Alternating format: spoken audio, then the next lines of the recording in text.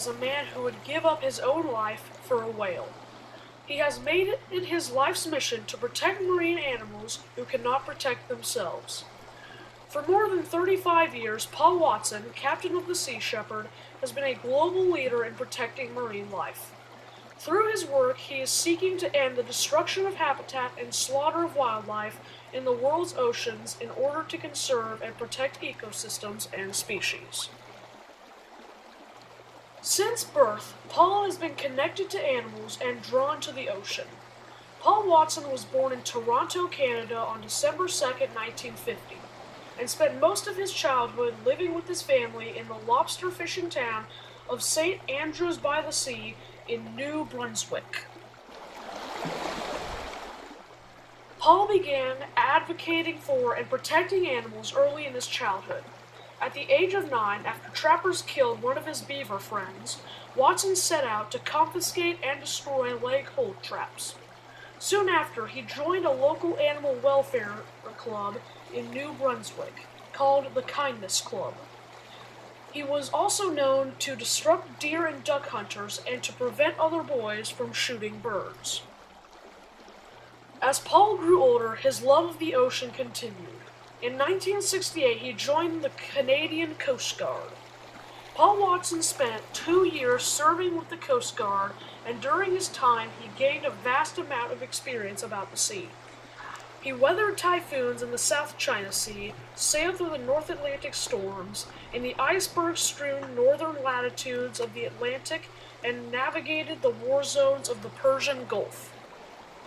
Watson claims he never made a conscious decision to be an activist, that it was just something he grew up with. In 1969, he made that transition from Navy officer to activist when he joined Greenpeace. It was at Greenpeace where Watson began in his work fighting to protect whales. Watson and several other activists organized the first campaign by Greenpeace to oppose whaling. Watson and his shipmates were the first people to put their lives on the line to protect whales when Watson placed his inflatable boat between a Russian harpoon vessel and a pod of defenseless sperm whales. During his time at Greenpeace, Paul met international movie star Brigitte Bardot. He asked her to join him in the campaign to oppose the seal hunt off the coast of Labrador. Brigitte's presence brought international attention to the campaign, and Watson and his friends at Greenpeace were able to successfully stop the seal slaughter that year. In 1977, Watson left the Greenpeace Foundation because he saw a global need for an organization that would enforce laws protecting marine wildlife.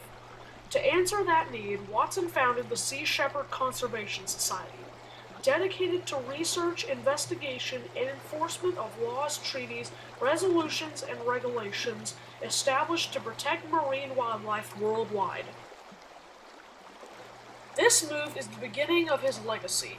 In December 1978, Watson purchased the first vessel used by the Sea Shepherd to enforce marine laws.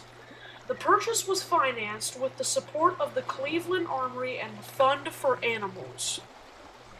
The Sea Shepherd Conservation Society has focused most of its campaigns on stopping commercial whaling.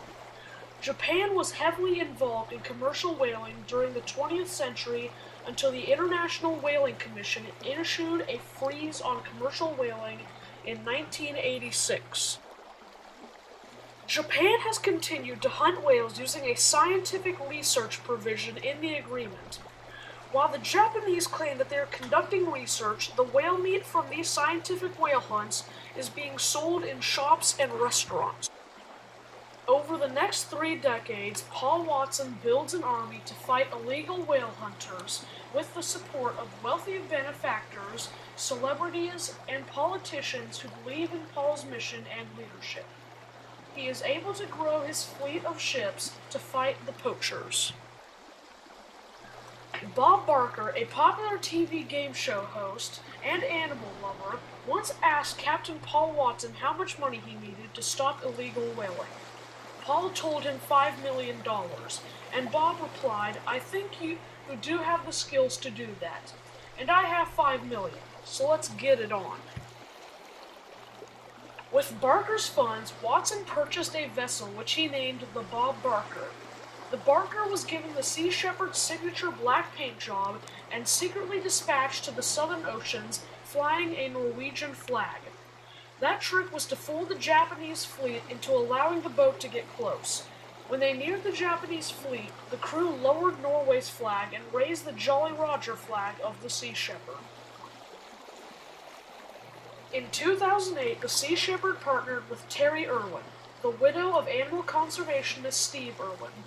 Watson renamed one of his best vessels the Steve Irwin, to honor him and his work protecting animals. The Steve Irwin played a key role in the Antarctic whale defense campaign. Whales have always been in Steve's heart, and in 2006, he was investigating the possibility of joining the Sea Shepherd on part of its journey to defend these beautiful animals, Terry said.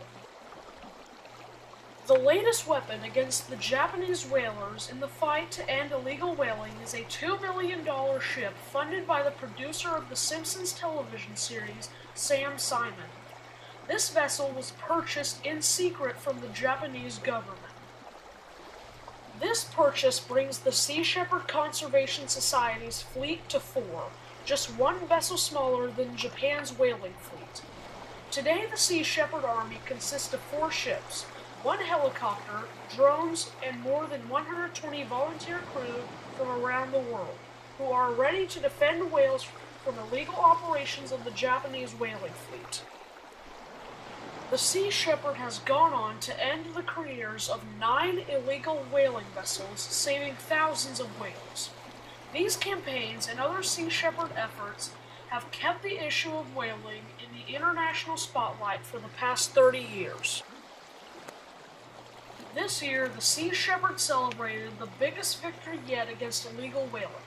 In a stunning victory for the whales, the United Nations International Court of Justice announced their decision in the case of Australia versus Japan, ruling that Japan's whaling program in the Antarctic is not for scientific purposes and ordering that all whaling activists stop.